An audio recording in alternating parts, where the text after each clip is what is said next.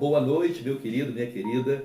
Que a graça e que a paz do Senhor esteja com você mais uma vez. Vamos meditar um pouquinho em cima da palavra de Deus. Temos utilizado a epístola de Paulo à igreja de Filipos, a epístola aos Filipenses para a nossa meditação. E hoje nós vamos falar um pouquinho mais uma vez, desta igreja, desta carta. É surpreendente, né? É uma carta muito afetuosa. O apóstolo escreve com muito carinho, com muito sentimento para essa igreja que cooperou, igreja que foi parceira de Paulo neste momento difícil. Ele estava preso, né? Você sabe disso, temos falado bastante sobre isso. E preso, a igreja manda donativos, manda um irmão até o local onde Paulo estava preso, Epafrodito, e este irmão leva notícias, leva doações e ajuda aquele missionário, aquele apóstolo nesse momento, ou melhor, naquele momento tão complicado e tão difícil. A igreja de Filipos foi fundada no contexto da segunda viagem missionária de Paulo, Atos capítulo 16. Filipos fica na região da Macedônia. E tem uma história bastante curiosa ali no capítulo de Atos, né? É uma comerciante, há um carcereiro, né? Você que conhece a história talvez esteja aí lembrando. Se você não conhece, vá lá e leia um pouquinho dessa história. É uma história muito interessante. E eu queria nessa noite ler o versículo, apenas um versículo. A Epístola aos Filipenses, capítulo 3, versículo 17, diz assim: Irmãos, sede imitadores meus, e observai os que andam segundo o modelo que tendes em nós. Quero ler de novo. Irmãos, sedes imitadores meus, e observai os que andam segundo o modelo que tendes em nós. Quando eu era criança, quando eu era mais... Isso tem pouco tempo, evidentemente, porque eu sou bastante jovem, né? Dá para ver pela cutis. Eu ouvia muito assim, né? Aquela frase célebre, né? Faz o que eu mando, mas não faz o que eu faço. Talvez os mais jovens nunca tenham ouvido essa expressão ou esse dito, mas alguém que está ali de 40, 35 para baixo, provavelmente já ouviu essa expressão em algum momento. E, curiosamente, levamos essa ideia, esse conceito, essa percepção, muitas vezes para a igreja. Em que sentido?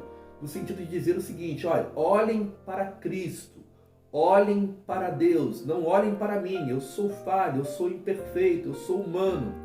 E é verdade, somos falhos, somos imperfeitos, somos humanos.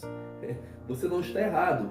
Contudo, a palavra de Deus parece apontar para um lado diferente.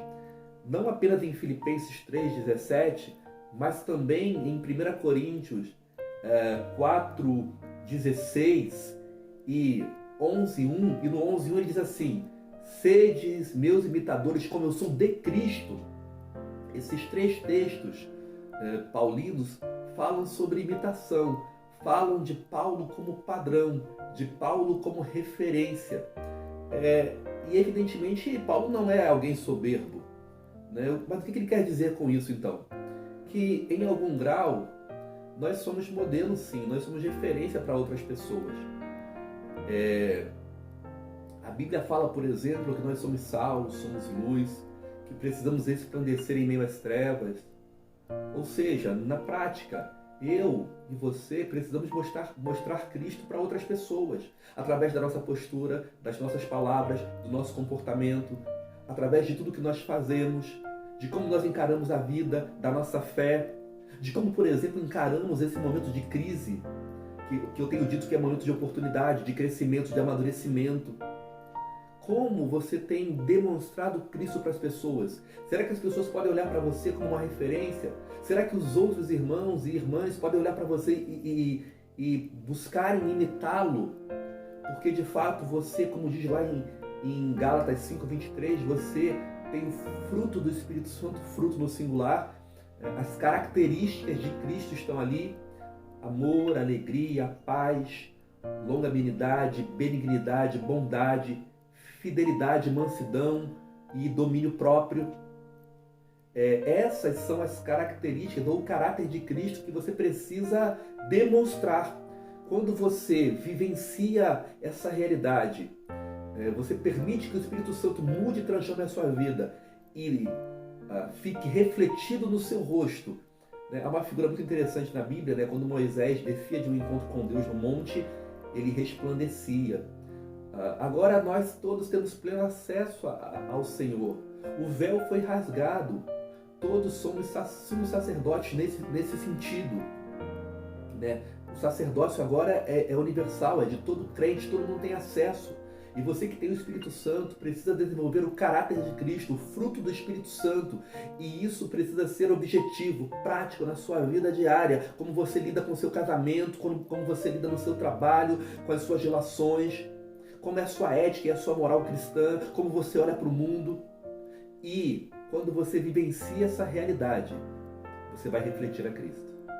Que Deus te abençoe, que você consiga compreender e entender que, apesar de imperfeito, de falho, de limitado, você precisa ser referência para outras pessoas, outros irmãos, outras irmãs. E para aqueles que não conhecem a Cristo, você precisa mostrar Cristo. E isso não é exclusividade de Paulo. Paulo, ele não é mais crente do que nenhum de nós. Que Deus te abençoe, que Deus faça compreender a palavra dele. E mais do que isso, praticar essa palavra diariamente. Um beijo no coração do seu pastor. Boa noite, fique com Deus.